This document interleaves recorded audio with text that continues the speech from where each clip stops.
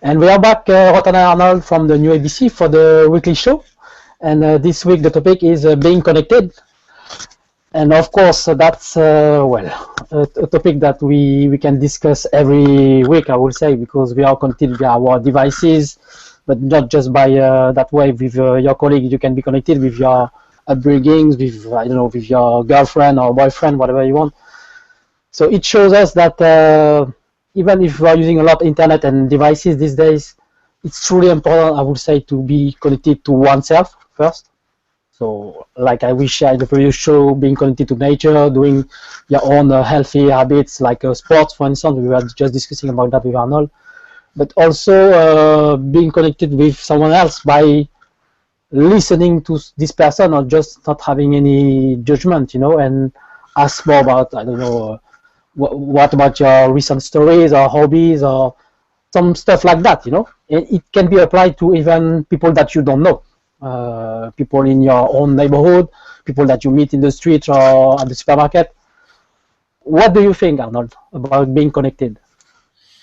Yeah, I agree with everything you say, but I would like to add that we're all souls, and as souls we're all connected. So we're at 7 billion souls in the world, and I totally feel connected with every soul. So it's not only the persons I like or I love or who I know, but I'm at the same time connected with people in Bangladesh or in Ecuador, or it doesn't matter. So because we're just one big family, and we're all connected. And connected doesn't mean that I'm sending you a chat on Facebook, but it means that we're all kind of family on this globe.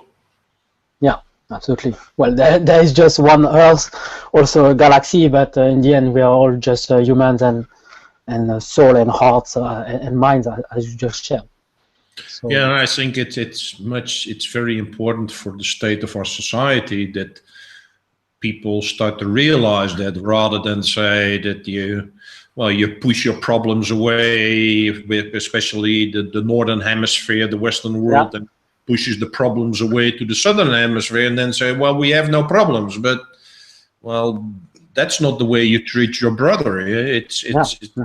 If you're truly connected, then you really start to understand that is not the solution. Is that if you push your dirt to someone else, to your neighbor, then that is not the way you would like to be treated yourself as well. Yeah, absolutely. It's not because he's not there in your town or even in your house that you don't need to be, to have this feeling of togetherness, I would say, So it's for instance, there is, I was discussing that this morning with someone, there is this heavy pollution in Southeast Asia because of all the factories there, and all the factories they're producing stuff for the Western world. Yeah. So it's like, so that we can cheap stuff. And then they got all the coal plants and things like that. So that's why in Beijing, whatever, on a normal day, they cannot see farther than 50 or 100 meters. So it is, but we can say in the Western world that's not our problem, but we created that problem because we pushed our production lines toward those countries and say, oh, it's nice and cheap, let them do the stuff. But like, but we help them to create that situation. Yeah, absolutely. And in every day, goods that we are using, from clothes to devices like the phone, all these things. So it's there. We cannot deny that. Coming from that part of the world.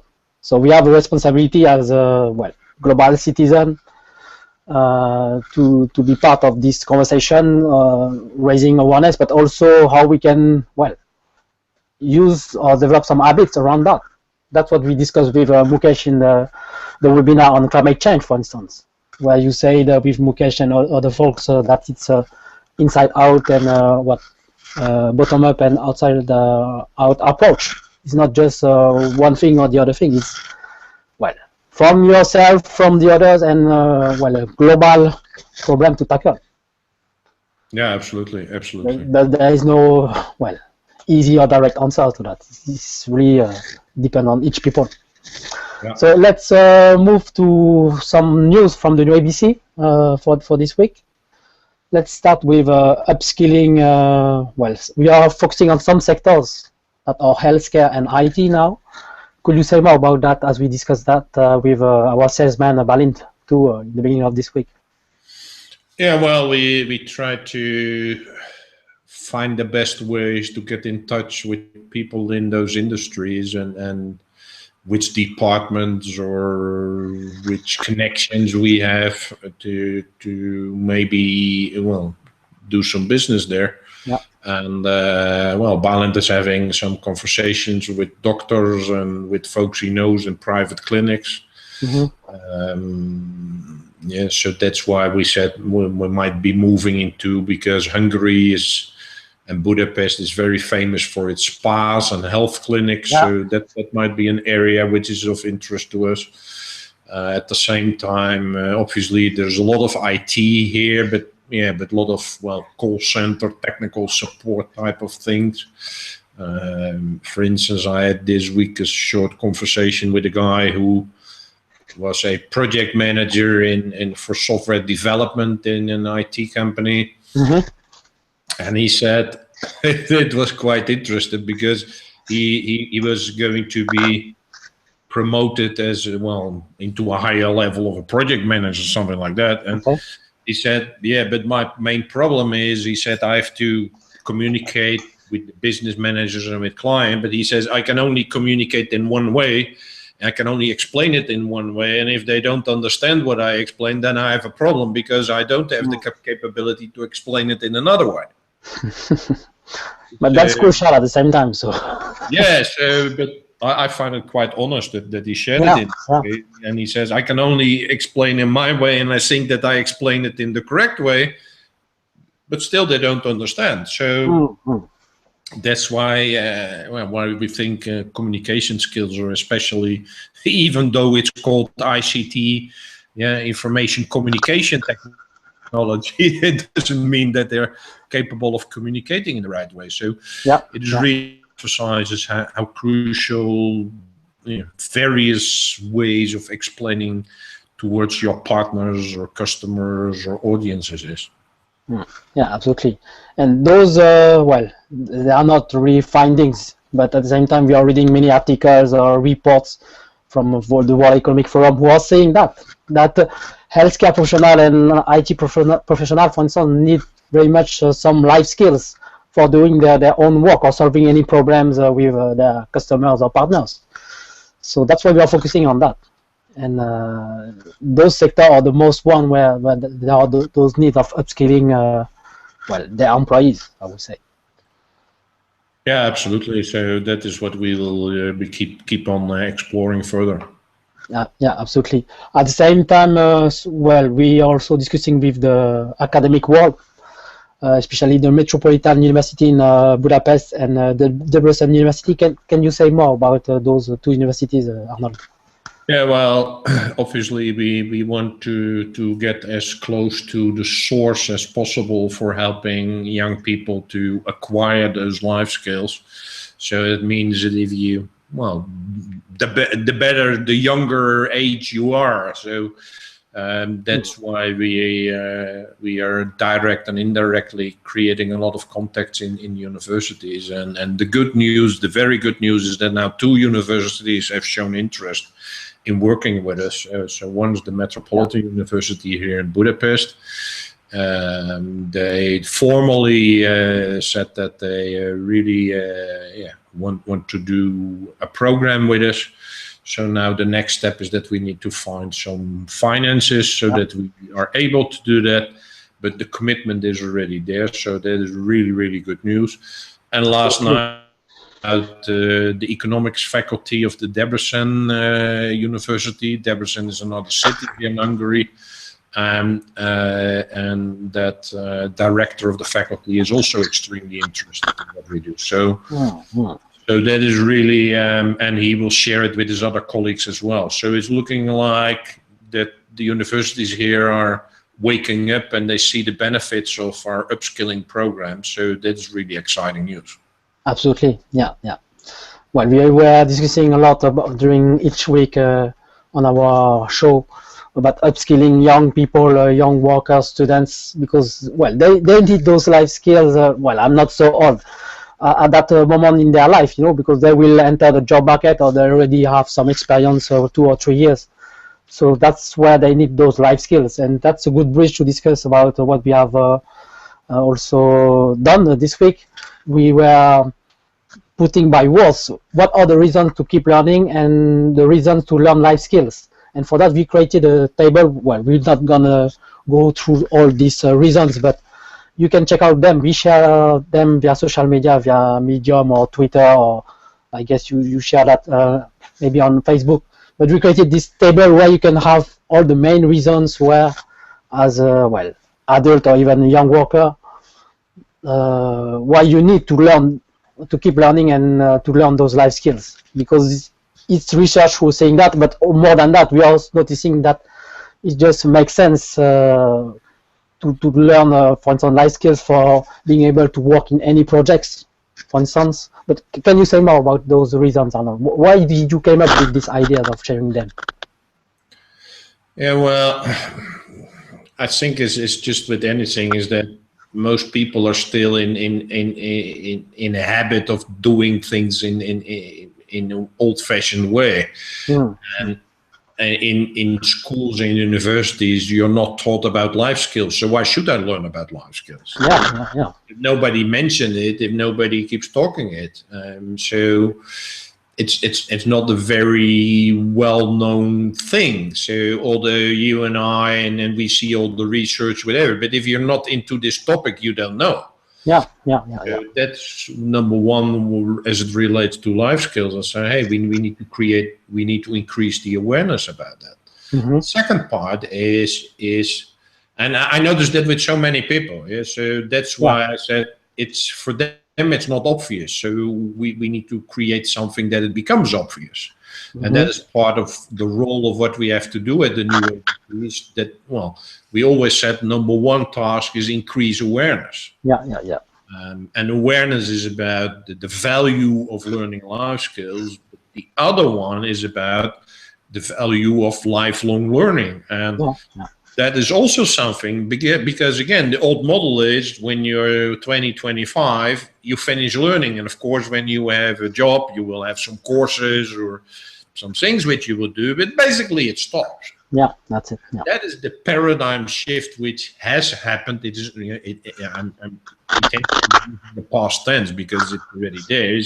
You need to keep on learning in order to stay relevant, because things are changing so rapidly that the things you know today might become obsolete in 6 months. So you really need to keep on learning, and keep on learning basically until you die. So, but again, that is a shift, and that shift doesn't happen naturally, because generation after generation after generation have learned that, okay, after you're 25, then you stop learning. I still can recall that when I finished my master's degree at the university, I was so happy. I was like, finally no more learning, finally no more exams, finally. And it was basically the pressure of the exams and my father and everything related to that. But I was so happy. I was like, now I can, what a relief. Stop with all these exams. Yeah. But that's not life. As well, you share with me, as we know, it's about projects, and that's what you have kept doing. You keep doing, building a portfolio of projects, from volunteering to paid activities to mentoring to. And that's what, well, the world of learning should be, right? Yeah, well, I urge people to look at our Medium articles about why we say lifelong learning is so needed and things like that. But basically, it is around that. Well, it's number one to stay relevant, but number two, it's fun. Fun. You should enjoy it and keep on doing it, because that's it's a difference between the fixed and the growth mindset. Otherwise, you're just stuck in an old-fashioned way of doing things, and life becomes a grind. Life is not any fun anymore. So it's really about cherry. Look at small children. Why are children so curious, and they're having fun, and they like to learn, and they always ask the question, why this, why that, whatever. As adults, we lose that innocence, we lose that interest, and that's just what makes life interesting. So it is, it's really something. And again, also here, it's the huge paradigm shift which needs to happen, and that's why I said, well, let's create something really simple so that people start to understand the reasons, the why it is so important. So that's what we created. So please check out those reasons that we suggest via social media. It's on our social media channels, so it's easy to check. Yeah, absolutely. And then please share your thoughts if you resonate with that too or not. Simple as that. That's also a good bridge to discuss about what one of our community members share this week. We were really grateful and happy to hear the review on our app from Han Nguyen. She's the social entrepreneur based in Vietnam. She works currently for 2 organizations, well, especially one that is working from Sweden. And she shared, I will read just her words because it makes me happy, and you and Thomas too. We work so hard on this life skill app that you can find on Google Play, by the way. She said, it will be your close buddy if you care about personal development and want to live life to the fullest. This app is for you. All life skills you need are here at the push of a button and fun to learn. There are follow-up questions to practice. Highly recommended. So again, Han shared those words from her heart because she also used this app, I guess, on a weekly or daily basis. And she always on the go. We know that she's commuting a lot.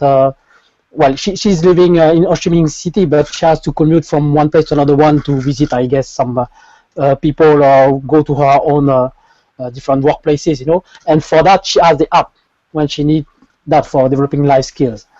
And well, we are already having other feedbacks from people, but it shows us that learning life skills at your fingertips, that's something that people really share as a need these days, and we are really happy to hear that, and it's part of our portfolio. But please check out this life skill app on Google Play. The iOS version will come soon. Simple as that. The other news for you that we have is that well, Arnold, you will have some other meetings via Skype with some organization. Can you say more about that? No, I think I will update next week the folks on when I've done the calls. But I just had this morning a call with Steve from an organization called EdTrin. Yeah. Okay. They want to become the Netflix of education. So really, but we were totally aligned, and I'm grateful for Heike who introduced us to each other. So we will definitely get into more detail and collaborating, but that's the most exciting thing what I want to share. Okay, great.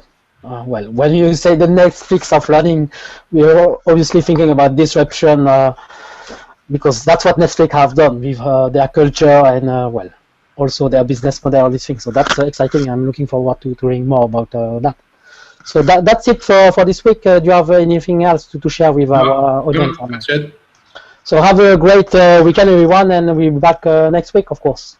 Take care. Okay. Bye-bye. Bye-bye.